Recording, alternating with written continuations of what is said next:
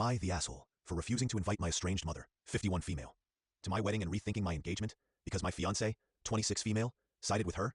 I'm feeling completely overwhelmed right now, and I honestly don't know how to react because the people I trusted the most are turning on me. For context, when I was in high school, my mom, 51 female, cheated on my dad, 53 male, with the father of a guy from my soccer team. It was a small town, so the fallout was massive. My parents separated, and I stayed with my dad, but the bullying at school was relentless. My mom's side of the family tried to reach out and appeal for her, telling me to forgive her, but I hated them all. The only exceptions were my grandma and a few cousins. My grandma was the only one on that side who truly understood my pain. She passed away not long after everything went down, and her funeral was the last time I saw most people from my mom's side of the family. I resented them for not disowning my mom, so I cut almost everyone off, except for those few cousins. At school, I endured the bullying for months until one day, I just snapped. I was surrounded in the hallway by people making comments and laughing in my face. Normally, I would ignore it and go back to class, but something came over me that day. I grabbed a fire extinguisher off the wall and completely lost it.